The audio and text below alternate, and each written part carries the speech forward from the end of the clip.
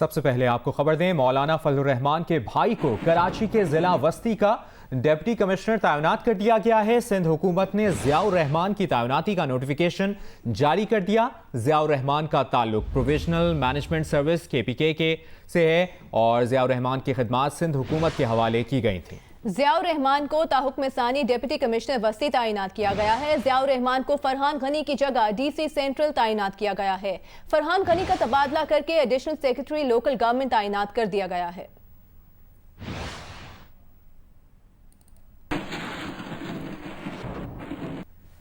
वज़ीर इत्तलात से नासिर हुसैन शाह कहते हैं कि मौलाना फजलुर रहमान का भाई होना जुर्म नहीं। ज़ियाउर रहमान खैबर पख्तूनख्वा में भी इंतजामी ओहदों पर फाइज रह चुके हैं।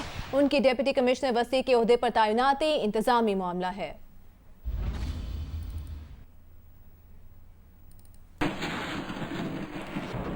और अब आपको बताएं, इस्तांबुल में नई तारीख रकम हो गई। तारीखी मस्जिद आया सूफिया दोबारा मुसलमानों की इबादतगाह बन गई। मस्जिद में 86 बरस बाद अल्लाह अकबर की सदाएं बुलंद हो गई। नमाज जुमा की अदायगी में पूरा शहर उमड़ आया। तुर्क सदर रजब तैयब एर्दोगान समेत मारूफ शख्सियात और नमाजियों की बड़ी तादाद ने नमाज जुमा अदा की। नमाज से कबल तुर्क सदर ने भी मस्जिद में कुरान पाक की तलावत की। नमाजी मस्जिद के बाहर भी मौजूद रहे। आया सोफिया के इर्द गिर्द की तमाम गलियों, बाजार और सड़कों पर भी लोगों ने नमाज अदा की। गुज़श्ता रोज तुर्की के सदर रजब तैयब एर्दोगान ने मस्जिद का दौरा किया था और उसे नमाज जुमा के लिए खोलने से मुतालिक इंतजामात का जायजा लिया और मस्जिद के बाहर जामे मस्जिद आया सोफिया की तख्ती की रोनुमाई भी की। मस्जिद आया सोफिया में नमाजियों की आमद का सिलसिला जुमेरात की शब से ही शुरू हो गया था। कई अफराद ने आया सोफिया के बाहर नस्ब हिफाजती बाट के बाहर ही नमाज फजर अदा की। आया सोफिया की इमारत 1500 बरस पुरानी है। यहाँ हर साल 30 लाख सयाह आते हैं। 1935 में कमाल अतातुर्क ने इसे म्यूजियम में तब्दील किया था। बराह रास्त आपको लिए चलेंगे इस्लामाबाद। फ़खर इमाम इस वक्त सेमिनार से खिताब कर रहे हैं। This is how I see it in different models, economic models of the world. That China will outstrip America in the next 5 or 6 years because of the way the economies have been growing. And yes, India is a bully. It doesn't have the dimension. It has no spirit of generosity. It blinds young kids in Kashmir, takes away their eyesight. It goes and rapes women. They abduct young people, 12 to 15,000 they picked up last year.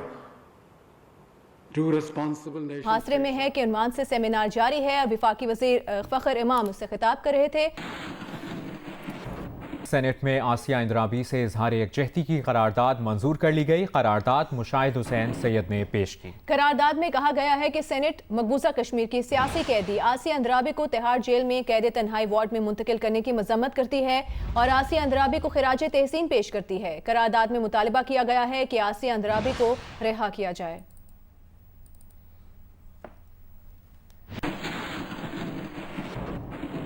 विफाकी वज़ीर इत्तलात शिबली फराज का कहना है कि अगस्त के इकदाम से मकबूजा कश्मीर में गैर कश्मीरियों को शहरियत के हुकूक दिए गए। इस इकदाम से भारतीय फौज को कश्मीरियों के घरों में दाखिल होने का हक दिया गया। ये भी कहा कि भारत गुज़श्ता 70 साल से कश्मीर पर काबिज है।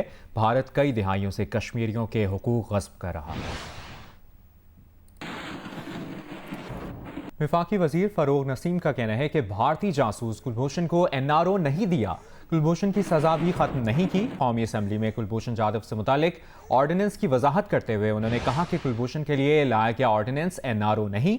अगर ये ऑर्डिनेंस ना लाते तो भारत सलामती काउंसिल में जाकर पाकिस्तान पर पाबंदियां लगवा सकता था। ऑर्डिनेंस लाकर पाकिस्तान ने भारत के हाथ काट दिए हैं। किसी पर कोई इल्जाम तराशी नहीं करना चाहते। ऑर्डिनेंस नून लीग और पीपल्स पार्टी के दौर में भी जारी किए गए। ये कहीं नहीं लिखा कि ऑर्डिनेंस से पहले ऐवान को एतमाद में लिया जाए। चेयरमैन पीपल्स पार्टी बिलावल भुट्टो जरदारी ने भारा कहू में सहाफी मतीउल्लाह जान से उनकी रिहाइश गाह पर मुलाकात की। बिलावल भुट्टो जरदारी ने मतीउल्लाह जान के अगवा और तशद्दुद की मजम्मत करते हुए कहा कि पाकिस्तान पीपल्स पार्टी हर दौर में मीडिया की आज़ादी की लड़ी है। जो सहाफी हुकूमत पर तनकीद करे उसे नौकरी से निकलवा देना अफसोसनाक है। ये भी कहा कि पीपल्स पार्टी जमहूरियत और प्रेस की आज़ादी पर ऐसे हमले कबूल नहीं करती। अगर आज ये मतीउल्लाह जान के साथ हो सकता है तो कल ये आपके और मेरे साथ भी हो सकता है।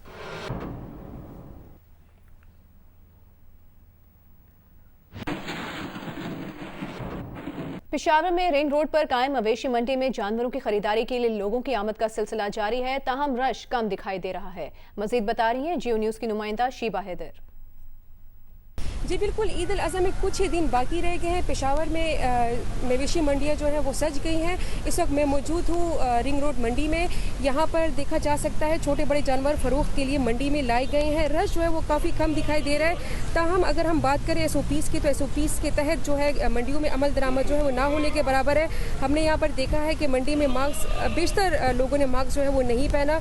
साथ ही साथ थर्मल गन जिससे इंसानी जिस्म का दर्जा हरारत चेक किया जाता है वो भी नहीं है। बूढ़े अफराद भी मंडी में खरीदारी के लिए रुख कर रहे हैं। कमो बेश तमाम मंडियों की यही सूरत हाल है। अगर हम बात करें कीमतों के हवाले से, तो गुज़िश्ता साल की निस्बत इस साल कीमतों में काफ़ी ज़्यादा इजाफा देखने में मिल रहा है। गाहक जो है वो मंडियों का रुख कर तो रहे हैं, लेकिन बगैर खरीदारी के जो है वो गाहक जा रहे हैं। जी ताज़ा खबर दें आपको, मुल्क में सोने की फी तोला कीमत में 1400 रुपए का इजाफा हो गया है। 1 तोला सोना 1,18,700 रुपए का हो गया, जबकि 10 ग्राम सोने की कीमत 1200 रुपए इजाफे से 1,01,766 रुपए हो गई है।